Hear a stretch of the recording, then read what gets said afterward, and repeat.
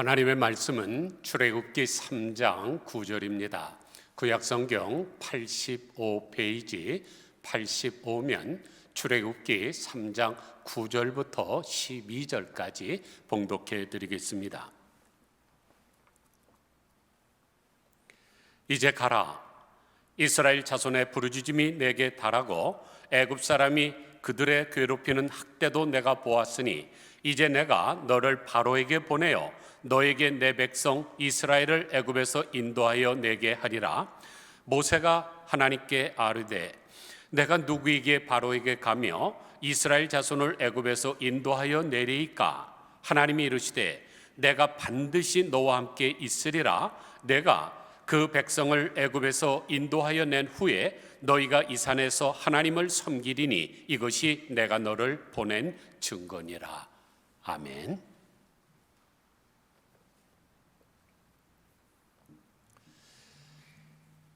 바퀴벌레는 지금으로부터 2억만 년 전서부터 존재한 생물인데 지구가 멸망한다 할지라도 이 바퀴벌레는 생존한다는 말이 있을 정도로 번식력과 생존력이 타의 추종을 불허합니다. 그래서 바퀴벌레는 물만 먹고도 10일 동안 생존할 수가 있고 비누도 먹고 또 심지어 여러분의 집에 있는 전선도 갉아먹을 수가 있습니다. 그래서 어느 날 갑자기 어떤 전기 제품이 망가지면 한번 자세히 보세요. 이것들이 갉아먹어서 합선된 경우가 있습니다. 그래서 이 바퀴벌레는 영원히 없을 수가 없는데 바퀴벌레 한 마리가 1년에 40만 마리로 증식될 수가 있다고 합니다. 그래서 장래에는 이 바퀴벌레가 식용이 될 것이죠. 이미 브라질 연구팀이 양식한 바퀴벌레를 말려서 갈은 가루를 가지고 빵을 만들었는데 이상한 맛이나 향은 전혀 없고 단백질은 소고기보다 훨씬 더 높습니다. 그러므로 바퀴벌레를 혐오하지 말고 다정하게 지내시기 바랍니다. 제가 왜 바퀴벌레 이야기를 꺼냈을까요? 왜냐하면 바퀴벌레처럼 오래된 바퀴에 대한 이야기를 하려고 합니다. 인간이 그동안 만든 발명품 가운데 탁월한 것, 가장 뛰어난 것은 바퀴입니다. 인류 문명에 가장 큰 영향을 미친 발명품 때문이죠.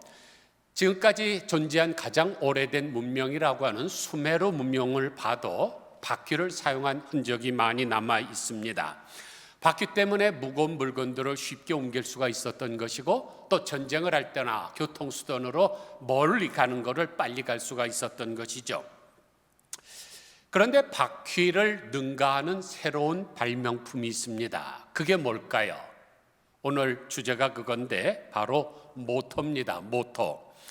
우리가 운전하는 가스차든지 전기차든지 반드시 그 안에 모터가 있습니다. 냉장고 안에도 있고 전자레인지 안에도 있고 하여간 작동되는 모든 기기 안에는 다 있습니다. 심지어 요즘 우리가 사용하는 칫솔 안에도 모터가 달려갖고 전동 칫솔로 편안하게 사용하지 않습니까?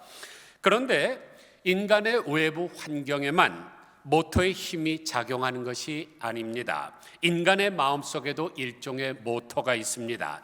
즉 마음의 생각이나 뜻을 행동으로 전환시키는 기관이 있는데 이러한 마음속에 있는 모터를 우리가 동기라고 부릅니다. 동력이라고 할 때 똑같은 동자를 사용하죠. 그래서 현대의 모든 기계들이 모터를 통해서 작동이 되듯이 인간의 모든 행위는 우리 마음속에 있는 동기를 통해서 작동이 됩니다. 그래서 동기를 영어로 모티브 그러는데 이 모티브라는 단어나 모터라는 단어가 똑같이 모툼이라는 단어에서 왔는데 헬라어로 움직이다는 뜻입니다. 그래서 모터가 여러 가지 에너지를 동력으로 바꾸듯이 인간에게 있어서 이 동기는 인간의 정신을 행동으로 바꿉니다. 미국의 유명한 사상가인 랄프 에머슨의 체험담입니다. 어느 날 이분이 여름 휴가를 내기 위해서 농가에 가서 잠깐 쉬고 있었습니다. 그런데 쉬게 해주는 것을 고마워서 주인의 일을 도와주려고 암소를 마구간에다가 끌어들이려고 하죠. 그런데 아무리 밧줄로 잡아당겨도 꼼짝을 하지 않습니다. 회초리를 가지고 궁뎅이를 때려도 가지 않습니다. 그런데 그 모습을 옆에서 보면서 웃고 있는 어떤 소녀가 있었습니다. 젖을 짜는 소녀였죠.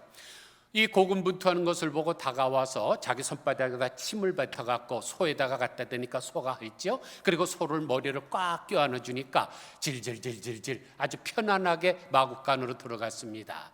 그것을 보고 이 당대 최고의 사상가라고 하는 사람이 바로 저거구나.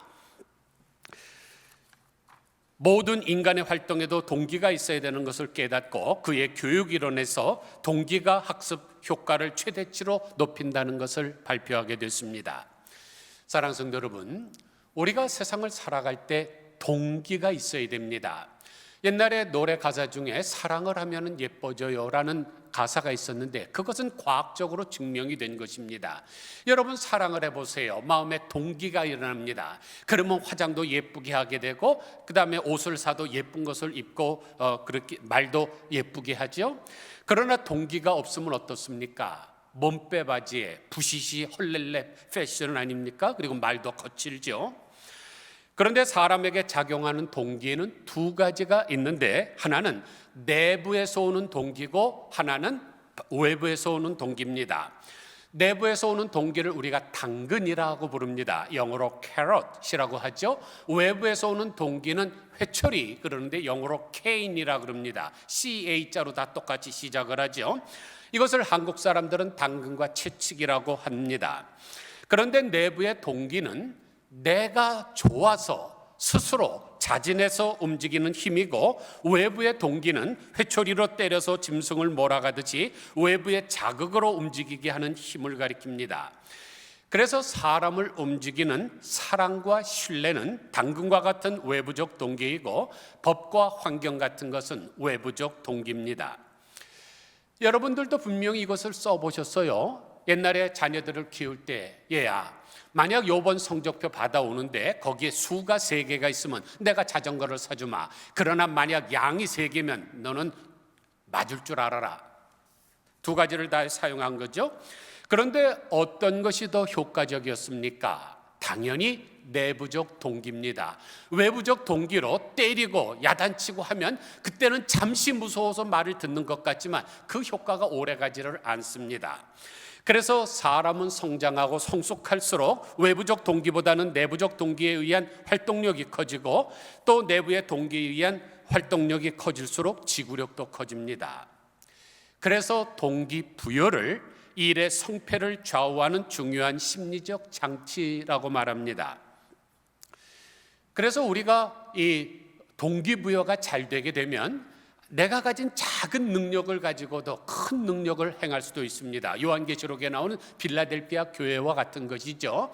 작은 능력을 가지고도 내가 내 말을 지켰다고 예수님 칭찬하셨는데 세상 역사에도 이런 것이 나옵니다. 여러분 잘 아시는 스파르타의 300명의 군사가 페르시아의 100만 대군과 전쟁한 전투가 있는데 데르모필레 전투입니다. 전쟁에서 병사의 숫자나 또는 전략이나 무기가 아니라 중요한 것은 병사들의 사기입니다. 그런데 이 병사들의 사기는 동기부여와 관련이 있습니다. 그래서 고대 전투에서는 전쟁하기 전에 싸움을 돋우는 사람이 있는데 성경에도 나오죠. 사무엘상 17장 4절을 보면 블레셋 사람들의 진영에서 싸움을 돋우는 자가 왔는데 그의 이름은 골리앗이요 가드 사람이라 그의 키는 6규빗 한 뼘이요 머리에는 노투구를 썼고 몸에는 비늘 갑옷을 입었으니 그 갑옷의 무게가 놋 5,000세겔이며 그의 다리에는 놋 각반을 찼고 어깨 사이에는 놋 단창을 메었으니 그 창자로는 배틀채 같고 창날은 철 600세겔이며 방패든 자가 앞에 행하더라. 그러니까 골리앗은 전쟁하기 전에 사기를 돋우는 싸움을 돋우는 사람이었습니다. 아쉽게 데르모필레 전투에서 스파르타가 분패하긴 했지만은 300명이 100만 대군을 맞아서 끝까지 항쟁할 수 있었던 것은 스파르타의 왕 레오디다스가 동기를 부여했기 때문입니다. 그래서 이 동기부여를 승리를 이끌어내는 힘이라고 우리가 부릅니다. 그런데 이사야 선지자는 하나님을 이렇게 소개합니다. 너는 알지 못하였느냐? 듣지 못하였느냐? 영원하신 하나님 여호와 땅끝까지 창조하신 이는 피곤하지 않으시며 곤비하지 않으시며 명철이 한이 없으시며 피곤한 자에게 능력을 주시며 무능한 자에게 힘을 더하시나니 소년이라도 피곤하며 곤비하며 장정이라도 넘어지며 쓰러지되 오직 여호와를 앙망하는 자는 새 힘을 얻으리라. 지금 이사야 선지자가 소개하는 하나님은 어떤 분이십니까? 동기부여하시는 분이죠. 피곤한 자에게 새 힘을 주고 무능한 자에게 능력을 줘서 일으켜 싸워서 승리할 수 있도록 도우시는 분입니다.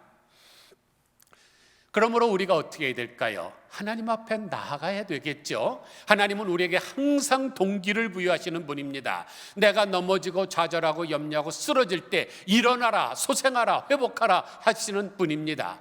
더 나아가서 우리는 그런 것을 받은 사람으로서 또 다른 사람들에게 동기부여를 해야 됩니다. 마태복음 10장 8절을 보면 병든 자를 고치며 죽은 자를 살리며 나병 환자를 깨끗하게 하며 귀신을 쫓아내되 너희가 거저받았으니 거저주라. 앞에서 말씀하시는 것은 원래 누가 하시는 사역입니까? 병든 자를 고치고 귀신을 내쫓고 나병 환자를 고치는 것은 하나님이 하시는 사역입니다.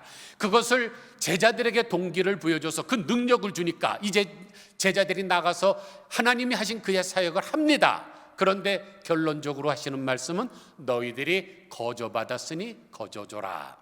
그러므로 우리는 하나님으로부터 동기부여를 받은 사람들입니다. 이제 우리는 나아가서 거저 다른 사람에게 동기부여를 해야 됩니다.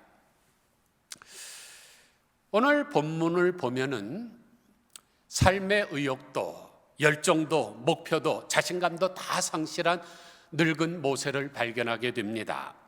40년 전만 해도 모세는 어떤 사람이었습니까? 분명한 목적이 있었죠. 내 백성을 내가 이끌어 나가리라, 구원하리라.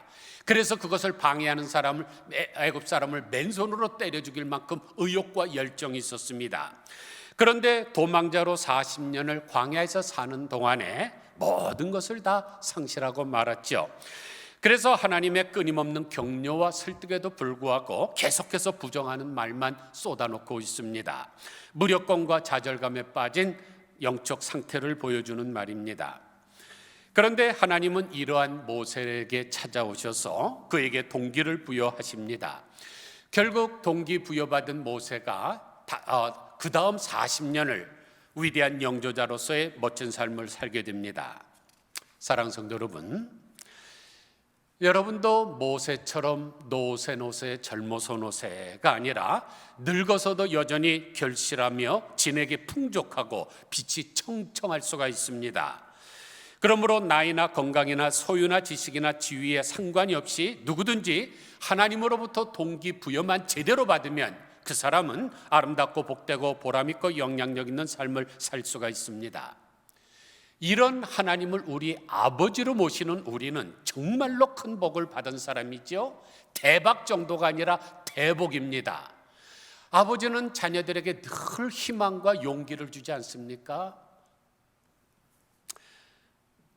그러면 우리가 동기부여하는 방법에는 어떤 것들이 있을까요? 첫 번째는 만남입니다. 사연이 없는 여자, 노사연 씨가 물론 만남이라는 노래가 유행했듯이 인생은 만남입니다. 그리고 그것도 일시가 아니고 영속이죠. 지속입니다. 불교에서 온깃을 한 번만 스쳐도 500생의 인연이라 하는 말이 있는데 우리는 지난 21년 동안 새벽 기도에 만나고 수요일날 만나고 주일 예배 만나고 주일 오후 성경국 만나고 구역 예배 때 만나고 야외 예배 때 만나고 얼마나 많이 만났습니까? 분명히 여러분은 전생의 제 부인이었을 것입니다. 그런데 만남의 철학으로 유명한 마르틴 부버가 모든 모든 참된 삶은 만남이라고 역설을 했습니다. 나와 너의 인격적인 만남을 통해서 건강하고 행복한 삶을 살 수가 있기 때문이죠. 그런데 우리의 신앙생활도 역시 마찬가지입니다. 하나님을 만남을 통해서 인격적인 만남으로 신앙이 시작되고 성도들과의 만남을 통해서 우리의 신앙이 성숙해집니다. 그런데 사람은 누구를 만나느냐에 따라서 그의 색깔과 방향과 의미와 가치관이 바뀝니다. 그래서 맹모 삼천지교라는 말이 나온 것 아닙니까? 영국 철학자인 화이트헤드가 서양의 200년 철학은 모두 플라톤의 각주에 불과하다고 말했을 정도로 이 플라톤은 서양 학문에 미친 영향은 대단합니다. 지난 2000년 동안 모든 역사는 그가 쓴 글의 각주에 불과하다는 정도입니다. 그런데 이 플라톤이 젊어서는 비극의 시인이 되고자 방황을 했습니다. 돌아다니면서 쓰는 게 다 비참한 시, 그런 내용의 시입니다. 그런데 소크라테스를 만나서 위대한 사람이 되었죠. 그러므로 만약 플라톤이 테스 형을 만나지 못했다면 지금도 슬픈 시나 읊조리다가 풀처럼 초라하게 죽었을 것입니다.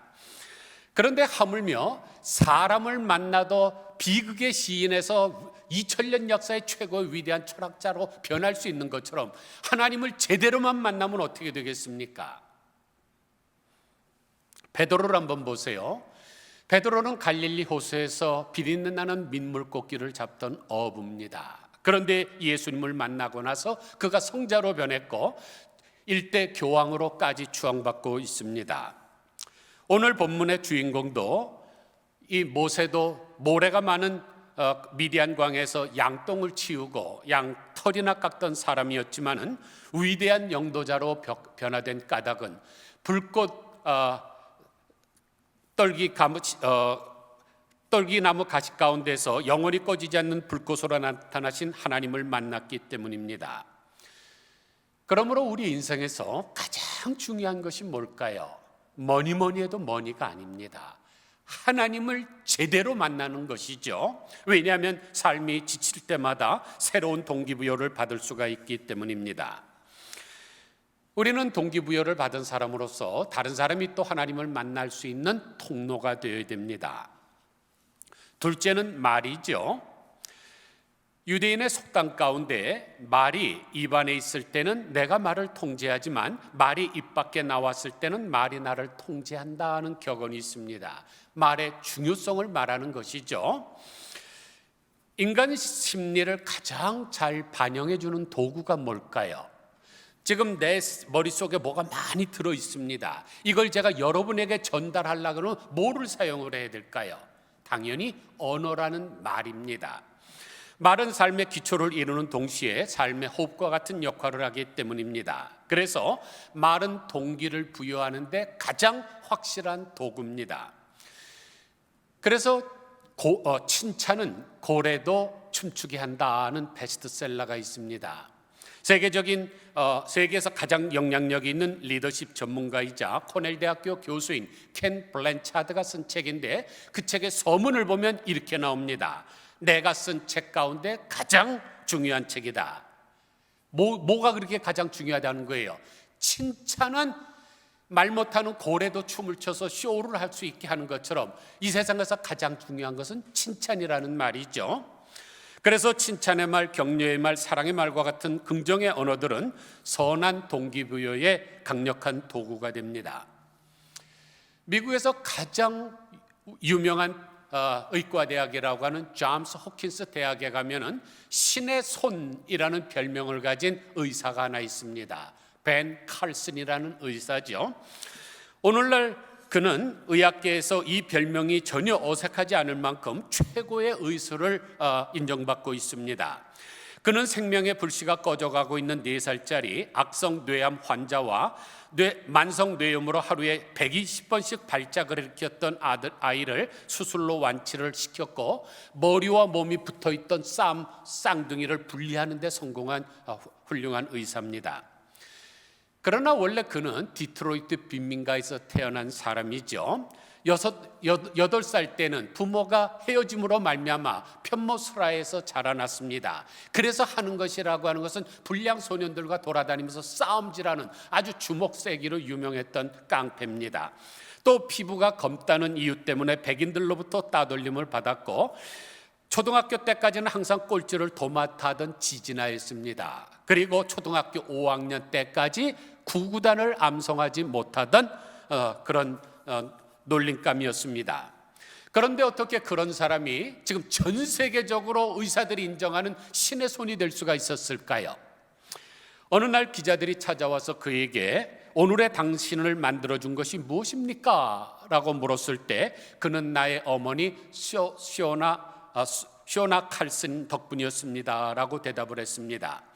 어머니는 그가 꼴찌를 하고 흑인이라고 따돌림을 당해도 넌 마음만 먹으면 뭐든지 할 수가 있어, 노력만 하면 할 수가 있어 하고 끊임없이 격려와 용기를 주었죠. 그러니까 어머니의 동기부여가 오늘날에 그가 있게 만든 것입니다. 이처럼 말은 눈에 보이지도 않지만 무한한 창조력과 힘을 가진 에너지입니다. 그래서 사람은 말의 열매를 먹고 살아갑니다. 그래서 이 말은 강력한 동기부여 방법이 되는 것입니다. 그런데 말 가운데서 가장 강력한 말이 뭘까요? 하나님의 말씀이죠. 곧 성경 말씀입니다. 성경 말씀을 우리가 읽고 듣고 또 말하고 묵상하는 것이 선한 동기부여를 받을 수 있는 최상의 방법입니다. 그래서 무력감과 좌절감에 빠져 있는 모세에게 찾아오셔서 주신 하나님의 말씀이 그를 살리지 않았습니까? 그러므로 하나님의 말씀은 우리 모두를 살리고 회복시키고 다시 뻘떡 일어나게 하시는 능력입니다. 셋째는 비전과 사명입니다. 오늘 본문 10절은 하나님께서 모세를 찾아오신 목적이자 모세가 앞으로 목숨을 걸어야 된 그의 목표와 사명입니다. 그래서 분명한 삶의 목적과 목표는 강력한 동기부여가 됩니다. 여러분 잘 아시는 스위스의 유명한 사상가 칼 힐티가 잠 못 이루는 밤을 위하여라는 책을 썼는데 그 책에서 이렇게 말했습니다. 인생 최고의 날은 자기 인생의 사명을 자각하는 날이다. 하나님이 나를 목적에 쓰겠다고 작정한 그 목적을 깨닫는 것이다. 그러니까 자기의 비전을 발견하고 하나님이 나를 무엇에 쓸 것인가 하는 것을 발견한 사람이 가장 위대하다는 것이죠. 그것을 발견한 날이 최고의 날이라는 것입니다. 그런데 비전과 사명이 함께 가듯이 비전과 동기부여도 함께 갑니다. 그래서 하나님은 모세에게 그가 목숨을 걸어야 될 삶의 목표와 목적을 보여주신 것입니다. 존 듀이 여러분 잘 아시죠? 미국 최고의 교육학자. 그가 90살 생일이 되었을 때 기자가 물었습니다. 지금까지 많은 일을 하시고 이제 90세가 되었는데 앞으로 무엇을 하실 작정이십니까? 그러자 존 듀이는 웃으면서 이렇게 말했습니다. 산맥은 깊습니다. 산 하나를 넘으면 또 다른 산이 보입니다. 나는 여전히 새로운 산을 향하여 도전하겠습니다. 만일 바라볼 높을 봉우리가 보이지 않으면 내 인생은 끝난 것입니다. 그러니까 지금 90이지만 앞으로도 계속 더 높은 곳을 향하여 전진해 나아가겠다는 것이죠. 이처럼 비전이 없는 인생은 살아도 산 것이 아닙니다. 비전이 있을 때 사명도 있고 도전도 있기 때문이죠.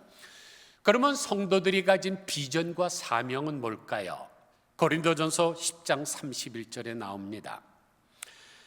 그런즉 너희는 먹든지 마시든지 무엇을 하든지 다 하나님의 영광을 위하여 하라. 나와 같이 모든 일에 모든 사람을 기쁘게 하여 자신의 유익을 구하지 아니하고 많은 사람의 유익을 구하여 그들로 구원을 받게 하라. 하나님이 우리에게 주신 비전과 사명은 하나님께는 영광이요 사람에게는 유익입니다. 이것을 잊어버리면 우리의 인생은 바람에 날아가는 겨와 같이 다 날아가고 맙니다. 문제는 우리 성도들이 이렇게 분명한 비전과 사명이 있음에도 불구하고 그것을 망각하고 살아간다는 것입니다. 병 중에서 제일 무서운 병이 뭐예요? 암이 아닙니다. 치매죠. 그런데 치매 중에서도 가장 무서운 치매는 뭘까요? 영적인 치매입니다. 하나님이 나를 이 땅에 존재하게 하신 목적, 또 내가 생명을 연장하고 살아가는 삶의 비전과 사명이 분명히 두 가지입니다. 하나님께는 영광이요, 사람들에게는 유익. 근데 이것을 잊어버리고 살아가고 있습니다. 그러므로 보다 역동적인 삶을 위해서는 이 비전에 대한 올바른 인식과 자각을 갖는 것이 중요합니다. 그러면 새롭게 동기부여를 받으며 도전하는 빛나는 인생을 살 수가 있기 때문이죠. 한국의 한국통실 프리텔이라고 하는 아주 큰 회사가 있습니다. 거기서 부사장으로 있는 서환 씨는 서초 성결교회 장로님이십니다. 이분은 군대에 있을 때 수류탄이 터짐으로 말미암아 오른손이 날아갔습니다. 그리고 파편이 머리에 박혀서 이 뇌 부분에 24개의 파편이 있습니다. 할 수 없이 제대를 했죠. 그러나 누가 밥을 먹여줍니까? 직장을 얻어야죠. 그래서 직장을 얻어서 입사를 했는데 그에게 주어진 직책이 뭔가 하면 외국에서 바이어들이 오게 되면 공항에 나가서 그를 픽업하고 또 갈 때 데려다 준 일이었습니다. 말단 직원이죠. 하지만 조소환 장로님은 이것을 돈 들이지 않고 외국인과 이야기할 수 있는 좋은 업무라고 스스로 동기를 부여하고 외국인과 소통을 위해서 어학원을 다니며 회화를 공부하며 열심히 외국어 실력을 쌓는 기회로 삼았습니다. 결국 어떻게 됐을까요? 영어를 잘하니까 회사 안에서 승승장구해서 부사장까지 올라가게 된 것입니다. 그러므로 우리가 무슨 일을 하느냐가 중요한 것이 아니라 어떻게 동기부여하느냐가 중요합니다. 같은 일이라도 어떻게 동기부여를 하느냐에 따라서 그 일의 이 의미와 가치와 태도가 달라지고 나아가서 우리의 인생과 운명이 바뀌게 되기 때문입니다. 그러므로 이 동기부여는 우리가 운전하는 차의 엑셀레이터랑 똑같습니다. 가속기와 똑같습니다. 여러분, 1000만 불짜리 자동차가 있다고 생각해 보세요. 보통 우리가 타고 다니는 차 6마력이죠. 그런데 이 차는 너무나 좋아서 600마력이라고 생각을 해보세요. 그러나 엑셀레이터를 밟지 않으면 절대로 움직이지 않습니다. 그 자리에서 그냥 꼼짝하지 않고 있는 탱크와 마찬가지입니다. 마찬가지로 아무리 어떤 사람이 탁월한 능력을 가지고 있다 할지라도 동기부여가 돼서 일어나지 않으면 그 사람은 살았으나 죽은 것과 마찬가지입니다. 그런데 어떤 사람은 가속기를 밟지 않고 제동기를 밟는 사람이 있습니다. 제동기는 브레이크죠. 브레이크만 열심히 밟습니다. 뭐 하려고 그러면 안 돼, 못해. 지금 모세와 같은 모습이죠. 그러나 하나님께서는 우리에게 무한한 가능성과 잠재력 능력을 이미 주셨습니다. 그리고 그것을 잘 활용하기를 간절히 소원하고 계십니다. 그래서 모세처럼 못한다, 할 수 없다, 다른 사람을 보내라고 하는 것이 아니라 이사야 선지자처럼 내가 여기 있사오니 나를 보내소서 하는 사람을 찾습니다. 그리고 그런 사람에게 능력과 힘과 복을 주시는 것이죠. 아무쪼록 우리는 하나님으로부터 동기부여를 받아 저 높은 곳을 향하여 나아가고 반면에 낙심하고 절망한 중생들에게는 동기를 부여줌으로써 구원하는 우리 모두가 다 되시기를 주님의 이름으로 간절히 축원드립니다. 기도하겠습니다. 하나님 아버지, 인류 문명과 인류 역사 가운데 가장 위대한 발견은 바퀴와 모터인 줄 압니다. 그러나 두 가지 다 움직이는 힘입니다. 동기도 모티브라고 하는데 헬라어